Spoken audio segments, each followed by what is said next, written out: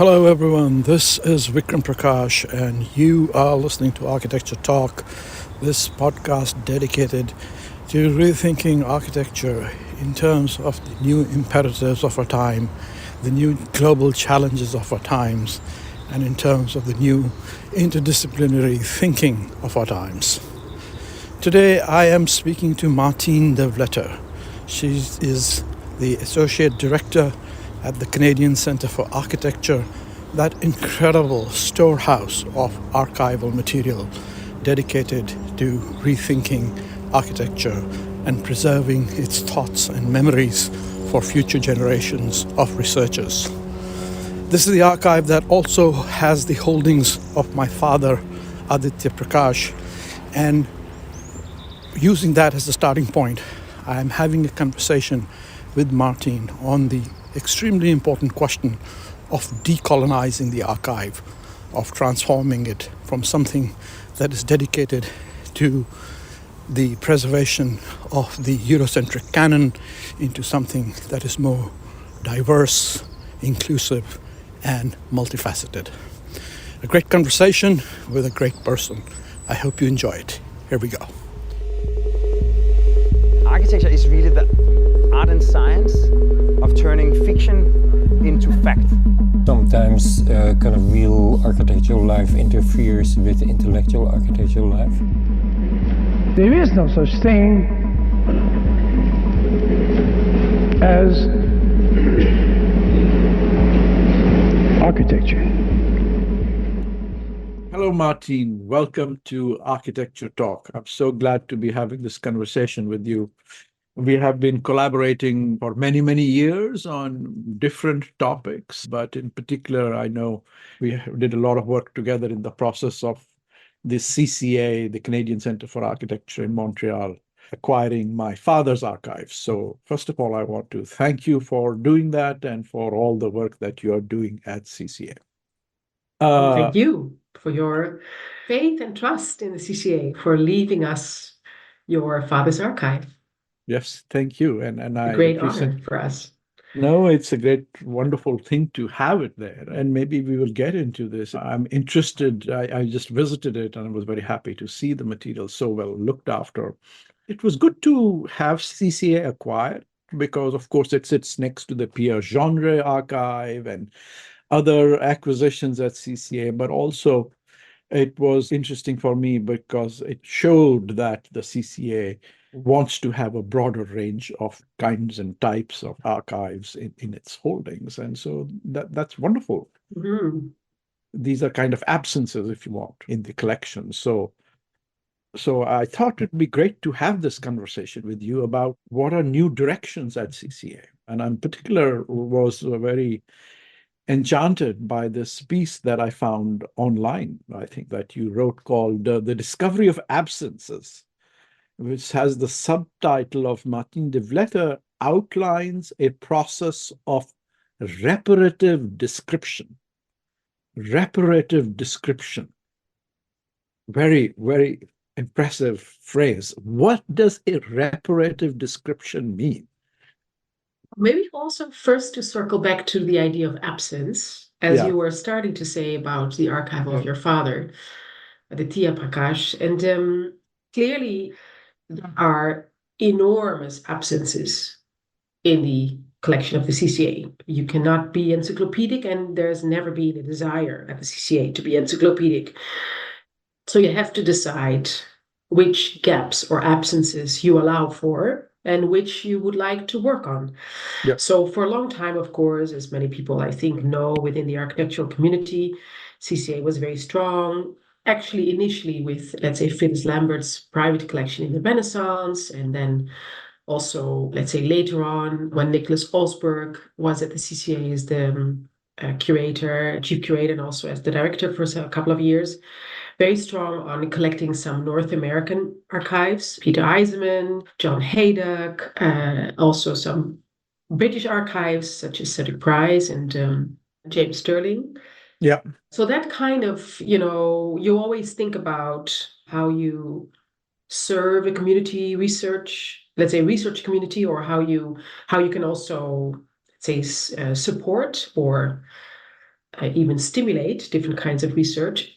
And so we are continuously understanding which are the absences, which is immense, and especially which are the ones that you would like to work on. So that's the absence of materials, let's say, of materials that inform research. What I wrote about is not maybe so different, but it is at the same time a different exercise, is really the absence of description. So when material enters any collection, but I speak for the CCA, material is described, whether it is one photograph getting one description or an entire archive being described. And most often in many, many institutions, and that's the same at the CCA, the object goes into a box, into a vault, and the description goes into a database, in a certain way, also a vault. And it stays there. It becomes online, and there's all kind of aspects with this online, bringing materials online, or descriptions online, that causes friction. But what I wrote about is this absence of, we became very aware, absence of description. So we became very aware, I would say, definitely after the murder of George Floyd, being much more aware of, let's say, how things were named, which words were used, how things were described. And once you start to look at, for example, harmful language, that a lot of institutions are looking for and working on, because as I say, material is described in a certain way. And in a way, the CCA is relatively lucky in the sense that we are only existing for 40 years. The collection is a bit older, but this institution. So we're not the V&A or the Met, which has descriptions for I don't know how long. So we have a relatively short history of descriptions. But even so, there are ways of describing words that were being used, let's say in the 70s or the 80s, that we wouldn't use anymore. So one level of, let's say, consciousness, I would say, after May 2020 was really this idea of harmful language and this idea of how to think of describing things more inclusive and so forth. So we worked first on the low-hanging fruit, so to say, kind of detecting harmful language, searching for words in our databases and so forth. But the second aspect of this, which is what I wrote about, is more complex, which is the absence of description, which is equally problematic in many ways, but is very difficult to really work on, because at the same time as, let's say, in library and archival worlds, you try to use standard language so that if you search for the word house or for material that includes a house, a drawing, a photograph, whatever, you find everything. So if we have not named, let's say, a photograph of a house, if we have said photograph of a house, Virginia, let's say, you will not find it if you search for villa or and so forth. So you have, let's say, this kind of standardization of language, and that standardization helps to kind of course, do it in a standard way and find materials. But it also means that there are certain things that are not named because maybe the house is not important, but the trees are in front of it or the people that are in front of it. So I think in general, we discovered that the CCA had paid let's say, people describing material in the past little to no attention to people in photographs or other kinds of materials. But in photographs, it's the most, let's say, apparent. Or what, especially if it is vernacular architecture that is depicted, which kind of architecture it is. Sometimes a description of a photograph would say hut with people. So this is not really what this is about. It doesn't pay, let's say, it doesn't do right to the work and so forth. So that is what the article was about. And from that moment on, it was kind of in a moment where we started to this whole process of, as you were saying, reparative descriptions, and also what is in another world called critical cataloging. So, I mean, that's quite true. I mean, so if we are looking at a house made in the 16th century in Italy, we will call it a villa. But if we are looking at a wonderful home of a African-American person in Virginia, we'll call it a house of a slave, of a slave. So, So there are, deep internalized biases. you're talking about reparation, correcting.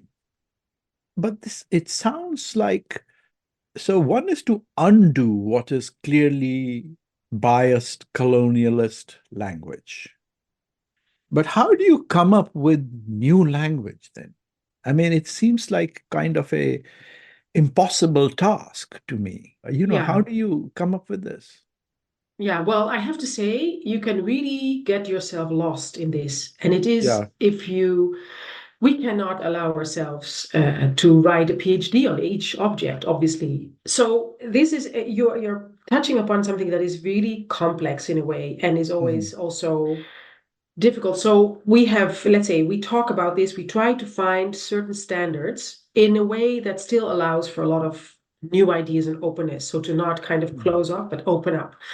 But you're right, you have to take certain decisions. So one decision that is very important is that access is that the discoverability is the most important thing. It's not necessarily about the accurateness, because as also the things that we think are now more accurate and correct in 20 may years will be change. different. Yeah, So yeah, the issue is more about how can you describe an object or a group of objects or a group of drawings or and so forth, and allow for it to be discovered. Because one of the additional issues here has nothing to do with, let's say, the whole movement after May 2020, is about the discoverability on the internet.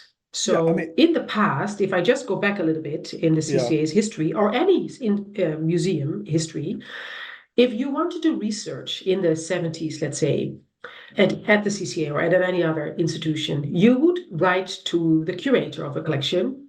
You would say, I'm interested in, I don't know, houses of 1925 in yeah, northern Bulgaria. And yeah. the curator would find the material for you. And the curator who would know, or the assistants, whoever it was involved, they would know the collection by heart, and they would say, well, you come here on Tuesday, 3 o'clock, and we'll have a whole range of materials for you. You would never know if this was everything. You were a little bit, let's say, depending on the kindness of the curator or whoever was involved, the archivist, librarian, Right. but you would have a direct interaction with a person who knows the collection. So the person would actually With decide for you. with their own biases, obviously. Exactly, Yeah, exactly. yeah, So, and then you can challenge and so forth. And these were, of course, interesting conversations that are totally lost in history, all these kind of conversations, because they were not recorded. yeah. Now we have a very different thing. So with the internet, with all this kind of, let's say, the knowledge of these curators, archivists, librarians going into a database have been migrated over time. So definitely material has been lost.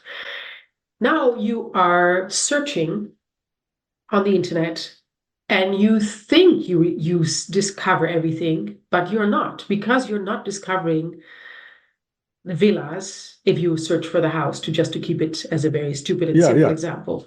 yeah. So the point is to, in this exercise or in this work that we're doing, which is difficult work, I have to say, and it has endless conversations, is to not be the aim is not to be complete. It's not to describe every little piece of grass that is on a photograph, but it is to make materials discoverable, to give language so that you can discover as much as possible with multiple keywords and so forth.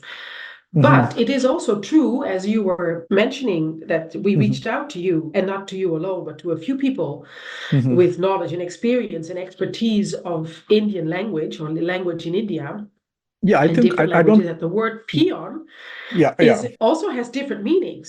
yeah. So I had some experience with this because peon is a complicated word. It has certain derogatory implications, but it also is an official term. It was a job description as well.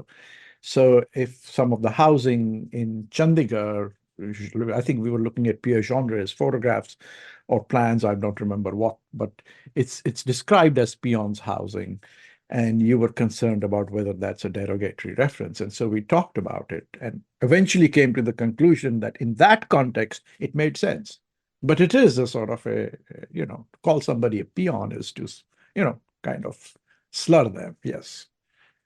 this is the interesting aspect of it, because everything is contextual. Mm.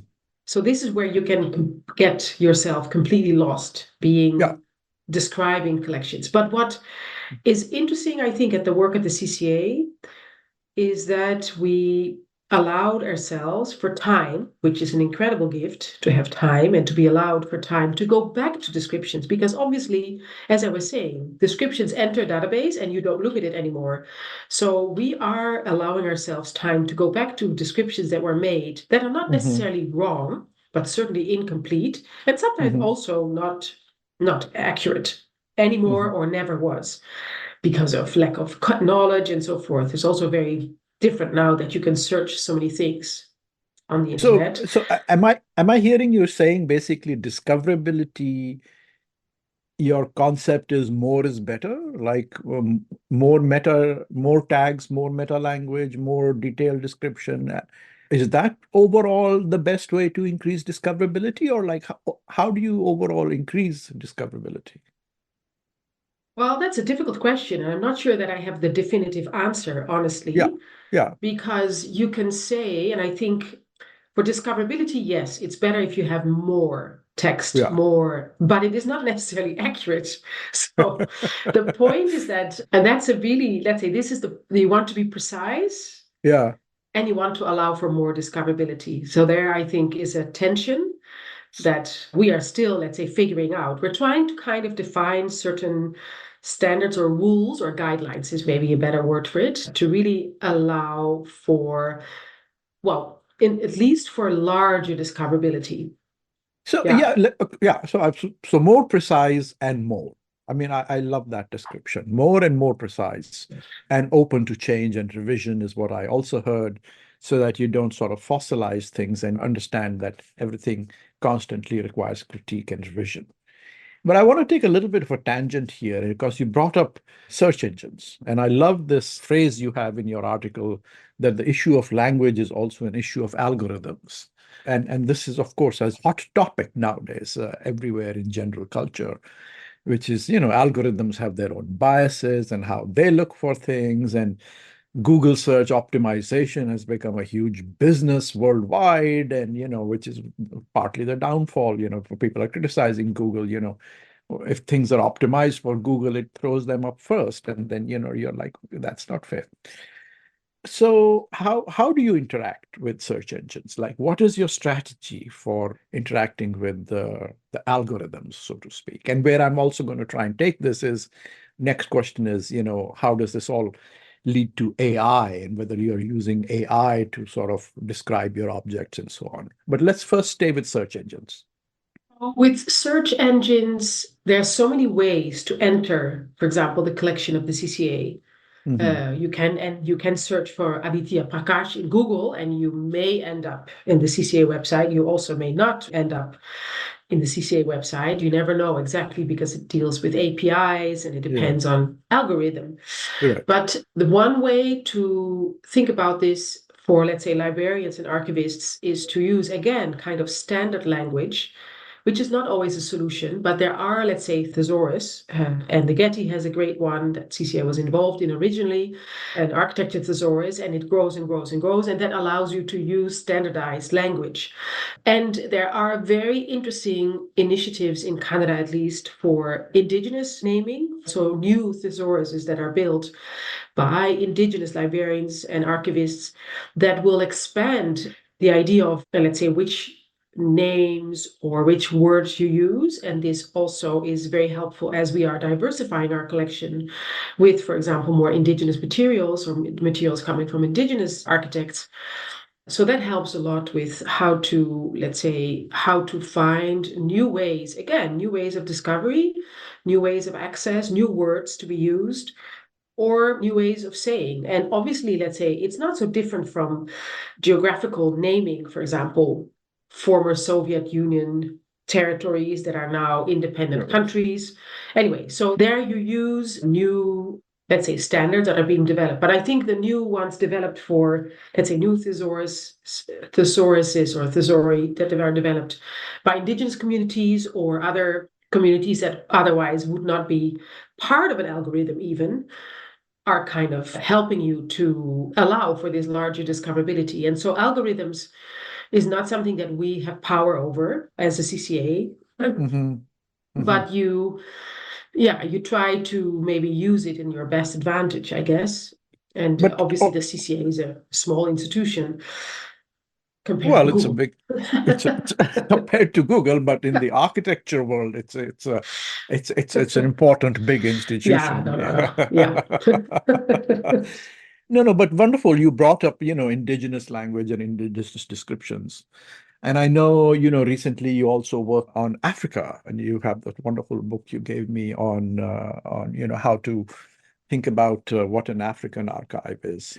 I mean, I bring all this up because peon also is a kind of an Indian word, and I know my father, Aditya Prakash's archive, he works on rarities, he puts this sort of Indian term for mobile shops insistently because it's a sort of a typology which doesn't quite exist in other places. So, but yeah, and needless to say, with my background in post-colonial studies, decolonization, and so on, I'm 100% behind this project. But I'm having this conversation with you to gain your insight about some of the difficulties I have encountered in my work. And some of this has to do with the naming of things. Like how far does one go with this? Like, so when one was looking at African, let's say African archives, some architect, let's say from South Namibia or Zambia, Nigeria or something, that you're looking at, would you work to incorporate as much Nigerian as you can into the archive over there? Or how would, this is again an impossibly large task, How many languages and how many descriptors can you include? I think to come back to your second question that we didn't touch upon yet, on AI, I have to say that I think technology will help us in a certain way. Because let's say when we developed the website that currently is the website of the CCA in 2016, AI was for us very young still. In the museum world, AI wasn't used so much, few exceptions, but not so common yet. Now, obviously, everybody is working with, against, or for it, etc. If you think of, let's say, translation tools, translation app, I think many people now, even if you write me an email in French, I don't have even to put it into Google because in Outlook you already have the translation in many languages, maybe not in a very obscure or language that is less spoken, but let's say in a lot of languages you can already. So I think in that sense, if you think of, let's say, how to, in that kind of language problem, in a way, that description is about, I think AI actually, the translation part of AI and other ways of knowledge gathering can be extremely helpful and can really help. Or other, let's say, geographical, there's a lot of geolocation work that is being done that you could, I think, in a next version of our website, we all hope that we can actually incorporate or include a lot of these kind of technological support inside. So therefore, it doesn't depend on one person, a librarian or an archivist, how this person names Ukraine or Russia and so forth. You can actually find different entry points. So you're going to use AI to create descriptors and meta language for objects? Is that what I'm hearing? No, not necessarily. I think it can be used by users without us being, we are not determining necessarily the correct definition. What I'm saying is that others, you can allow for tools or technology to be used in your website, for example, or your database or your search engine. So optimization of database. But it can be, you can have different ways. But anyway, we are not that far. I'm not saying. Yeah. No, because there is also a danger in terms of what you were just saying about, there's a danger, of course, as an institution. I think you have a lot of knowledge and expertise inside an institution like the CCA, but there's a lot of knowledge that we don't have. And we are not pretending to have that knowledge either. That would be very strange to do so. Yeah. No, it just seemed to me that, so if you take an image, because AI can create images from text, right? You give it a certain description and then AI creates an image.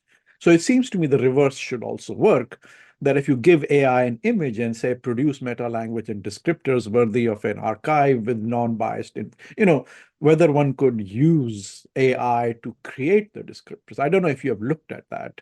Yeah, we have tried. We did, of course, some tests, and we have been playing around. Yeah. It's very biased, and it's absolutely shortcoming. Let's say if you ask AI a description, or let's say a biography of any of the architects of whom we hold the archive, they will all say Aditya Prakash is a groundbreaking architect, blah, blah, blah, blah. Like this kind of language that you don't actually want to have in your description. Not that he was not a groundbreaking architect, No. but you understand what I'm saying. It's really, let's say, it becomes very superficial. Mm-hmm. And I don't think AI models will be in the very near future, let's say, sophisticated enough to really give good descriptions, because you do need knowledge, and you do need to filter knowledge. Let's say, what in the end of the day is it that you want to foreground? Yeah. Seems like a difficult. No, it's an amazing conversation. I mean, it's a thicket. It's a difficult one to get through. I think the whole point is that for the CCA, the fact that we have this conversation and the fact that we are thinking about it is not something that we did 10 years ago. So this idea of being aware of language that is not sufficient or that is actually harmful and so forth, I think that's the big win. Even if it's not entirely, let's say, not ever will our database be perfect, but the fact that as a group of archivists and librarians and curators that we are thinking about it is, I think, very important. But also to have as an institution the idea of, because you were asking about, let's say, to use AI for descriptions but I also really believe as an institution that, or as, let's say, the CCA, that it is about who you invite to speak about the archives that you have. So which are the voices that you invite to write about it? Not just the archivists or librarians, but I mean, we in a way make materials available and accessible and discoverable. But then you have other people that can have their own interpretations. And I think that's another layer of, let's say, what you can contribute to sharing expertise and knowledge, is who you invite to talk about it, to write about it, and so forth. So what is there? No, that's fantastic, and I think I have a sense of what this is about. But because this is really good, because if I may, traditionally, let's say institutions like CCA were about defining the canon. All right, what does CCA acquire? Therefore, that becomes canon, and so on and so forth. It seems to me now you're articulating a somewhat different approach, which is A, who you invite, and B, then how you present their interpretations through multiplicity of voices. Is that what is your strategy about who is invited and the exhibits that follow? Yeah. I think that's a very good point that you make, this idea of CCA, but in a way, let's say many museums, institutions, there is this not danger, it's also fantastic, but this idea of the canon and to amplify, voices by having the archive of Aditya Prakash. You put him on a pedestal, which is totally right to do so. But there is something, let's say, that you don't want, first of all, to keep this knowledge for yourself. It's not about what we have in the collection, it's really what you do with it. So for us, it's really important, and this has been, I think, a strategy for the last 15 years that we've become maybe smarter with every year, but a strategy to ask different voices. So we have this program called Out of the Box, where we tackle basically one archive and we invite multiple curators' voices to come and do an interpretation about one particular aspect of an archive and present it in 3 different exhibitions. So we now have on this this out of the box project on Amancio Williams, an Argentinian architect who didn't build much but has an incredible oeuvre and is a really interesting figure. And so we asked 3 very different people with different backgrounds, different expertise to investigate the archive and come up with a strategy for a small exhibition. It's not a big exhibition, but it's a small but very nice exhibitions, I think. We've done the same strategy for the same out-of-the-box project for Gordon Clark, but also for Abalos and Herreros. So it is kind of a sequence of interesting voices. So it's about who you invite and what you do with an archive. And in a very similar way, we do this in a project called Find and Tell, where we invite one person for the moment to investigate one archive and to select material to be digitized. So in this case, the medium is different. It's not an exhibition, but it is a digitization, or it kind of contributes to digitization. And to ask this person who we invite to write about it, to give an argument about it. We make a video. So that's a different medium. And I think for both of it is something to say. You have, let's say, the CCA's website is also a publishing platform, apart from its huge catalog. So it's really nice to invite people. And I also have to say that we have learned also that it is really great to invite not necessarily the experts on the person or let's say the architect or the writer, whoever the archive is of, for both out of the box and also for the Find and Tell project. It's really nice to have people that know, that are curious, not the expert, but have a particular interest. Because then you go on a journey through the archive, for example, together, because this is also an educational project for staff, including myself, where you discover material, you discuss. If you do it with an expert, the expert will say, this is important, this is important, this is important. You don't have any conversation because we will just say, yes, yes, yes.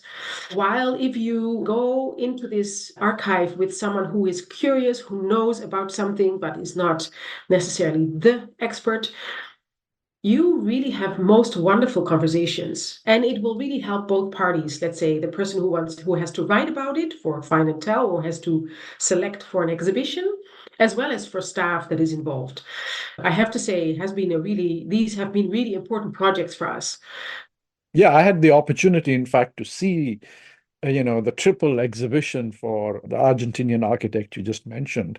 Yeah, And I Mansur thought that Williams, was yeah. Mansur Williams. That was really impressive. I mean, I was so blown away by the concept that the exhibition does precisely the opposite of what it has traditionally done. Traditionally, exhibitions are like, oh, this is the definitive interpretation Yeah. of this work or this era or this movement or whatever it is. But here is to say, all right, well, here are three different perspectives and interpretations of this, and offer three different pathways that intersect in some level and some ways, but in other ways move off in different directions. I would describe that as a very significant decolonization act, because it opens up other voices and perspectives and also undoes the idea of a singular canonical interpretation or myth making or master making, which is, I think, a very much a problem. Yeah, I agree with you. Yeah. So putting all this together, this sort of direction in, let's say, cataloging, who to invite, how to exhibit, and so on. How are you writing this as a future manifesto, if you like, for the CCA? Like, what is the CCA thinking about going ahead in this way? Do you have any thoughts on that? Well, if I think of, let's say, just to go back to the idea of absence, where we started with, I think once you start to expand in other geographies, for example, that gives you a huge responsibility. And because I think what you try to do in a collection is to not have, at least for us, unique pieces, but make sure that things are in touch with each other's, or archives belong somewhere, let's say. This is why, for example, let's say when we were offered the archive of Pierre-Jean Héret, which was an amazing offer, which we have to really acknowledge the importance of Maricela Cachato, who was really important for this, let's say, this addition to the CCA collection. Without her, this would not have happened.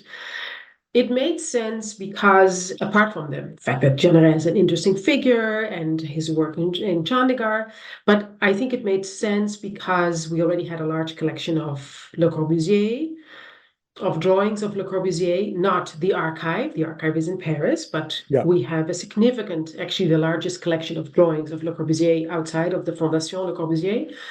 So they are trying, let's say, they are kind of in conversation with each other, obviously. So it was a reason to accept this archive, I think. Then, for example, when you pointed us to the archive of your father, it made sense to us because it relates directly to Jeanneret, but it also opens up a whole new lines of investigation. So I think for us, it's always, when you think about absences, there needs to be a relationship with the material that is already at the CCA, and at the same time also open up new lines of investigation. It can never be a dead-end street. That is, let's say, the worst that you can have in a collection. First of all, we say no to a lot of materials, obviously, that are offered to us. We're very precise, or we try to be at least. And I think this idea of, let's say, this kinship, and sometimes there's a direct relationship, as with Prakash and Jeanneret, and sometimes it's more thematical, for example, or these are, let's say, subjects that we're interested in. The CCA has been for a long time being interested in, let's say, environmental relations with architecture. This has been part of exhibitions, but also in research programs. And then we were offered an archive of an architect, a German architect who worked in Africa a lot, in East Africa, to be specific, Georg Liebsmeyer, who had invented in Munich the Institute for Tropenbau, so the Institute for Tropical Building, and he worked in this in the 60s, 70s, 80s. He had a huge library collection and also a slide collection and drawings and so forth. And it's a long story, but to keep it short, someone who saved this archive offered it to the CCA. And this made sense, not because it was situated, the research was situated in Africa, because CCA was not very strong at all in Africa, but because of all the environmental and climatological issues that were to be found in this archive and this library collection. And so I'm just saying that it is not necessarily always a geographical kinship or a direct link. It can also be really much in subject and so forth. But I will say that that addition to the collection also led then to new research. In the end, the research around centering Africa, which is more historiographical research that produced, the researchers involved in this project produced this book that you were just talking about, Fugitive Archives, about this idea of what is an archive in Africa, or what can it be, or what should it be, and how is it not the same as an archive as of James Sterling, let's say. So I think there are these traces of research at the CCA, exhibition projects at the CCA that are supported by the collection or the other way around. And if so, thinking about the future, definitely there is an idea of, I'm hesitant to say diversifying, because that's not really a goal at all, but it is about finding kinships and relationships in other ways, and to not necessarily confirm the canon, but go out of that and to counter in a way. I don't think the CCA has ever been about the canon anyhow, but I understand your point that you have this, of course, being an institution, you become this inevitable in an inevitable way, in a way. Yeah. So I think for the future, it's really about investigating new lines. And in a way, it is an organic process. It's not, you have to be mindful and you have to be open for things. That's the first thing, always to be open. Because it's also very easy to say no. We could also have said no to your father's archive, say, well, this is not, I don't know, modernism of the 50s and the 60s. I don't know what kind of arguments you can use, but... No, but this is good. I mean, you said distinction you make between not diversifying, but opening up and building relationships in a more organic manner, which also brings me to the question, like one of the things I wrestle with, do you work with to build up archives, or do you work with institutions that are archiving in non-metropolitan locations? Like, is that part of your thinking? Like, I struggle with finding good archives in India. Like, as far as I know, there is really only one that is of some significance. And, it's really difficult.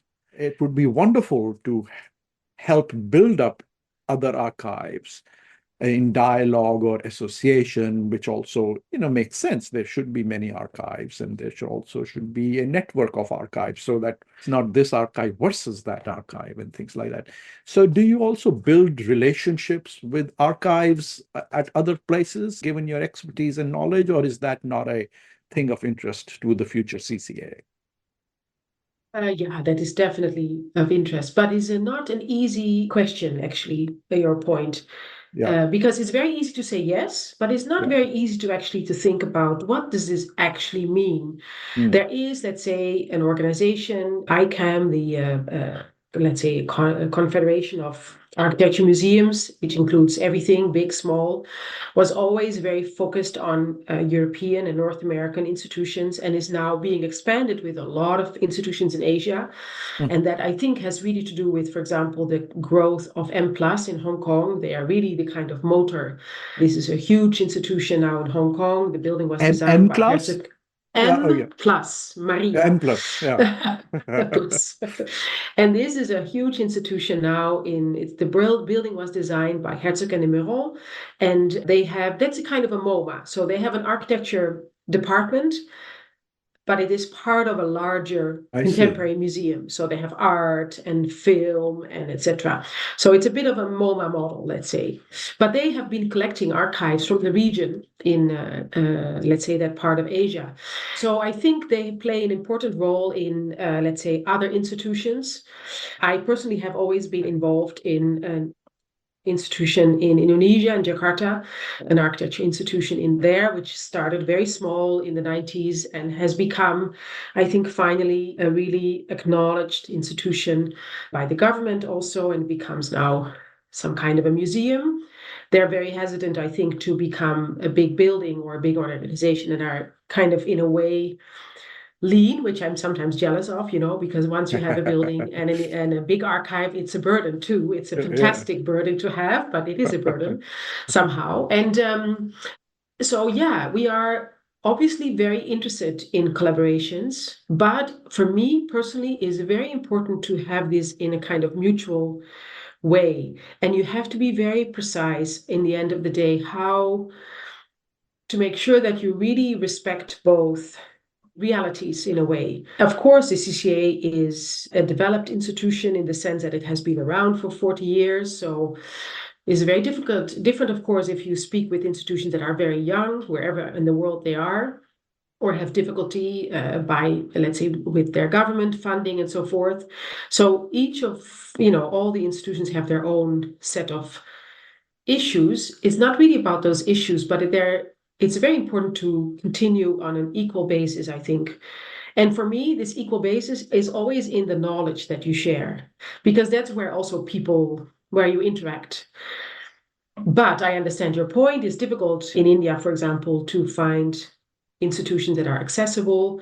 I think the Baba Trust, which is not in India, but in Sri Lanka, is doing a very interesting work now.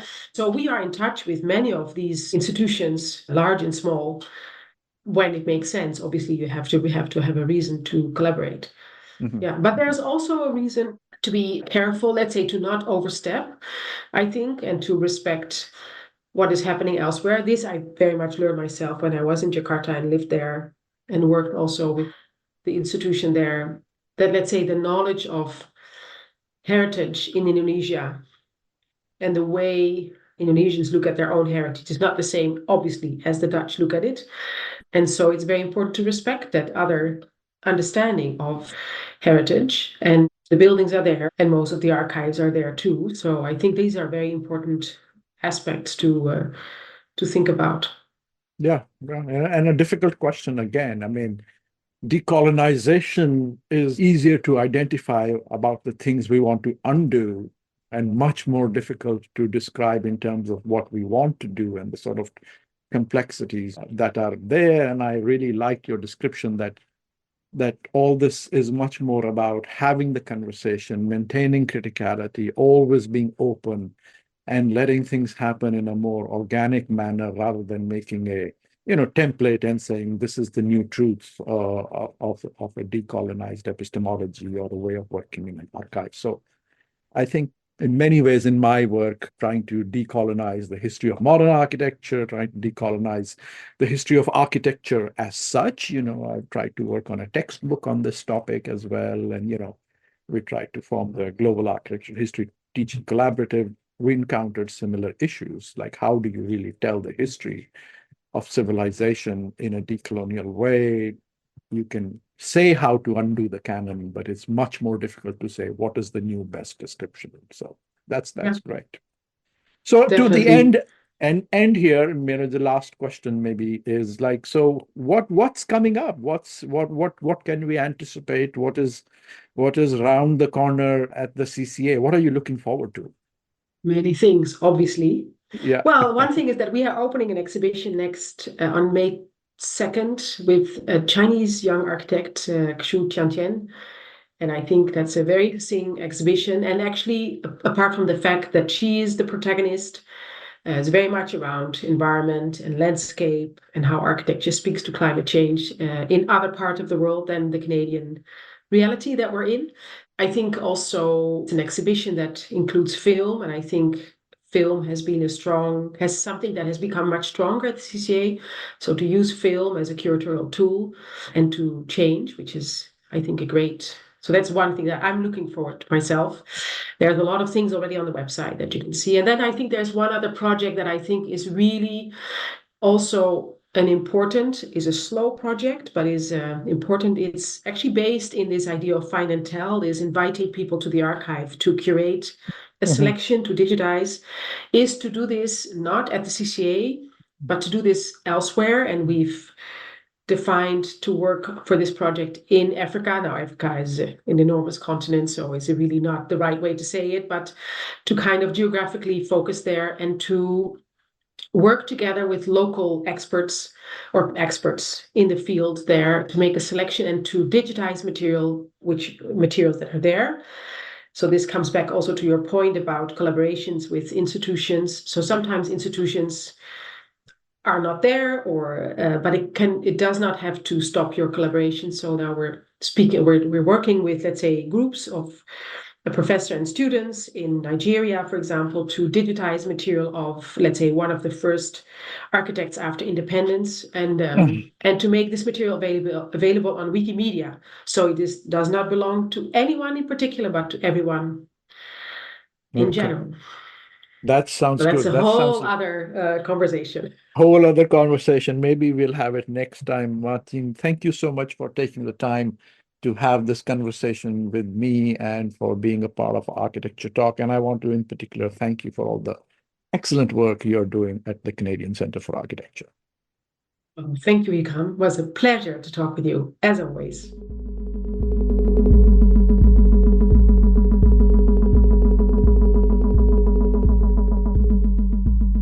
Thank you for listening to Architecture Talk. This is your producer, Mary Lee. We hope you enjoyed the conversation, and if you did, please subscribe and rate us on iTunes or Spotify. We would also love to hear from you if you have any suggestions on new topics or guests. You can always reach out to us on our website, Facebook, or Instagram. Thanks again, and until next time, this is Architecture Talk.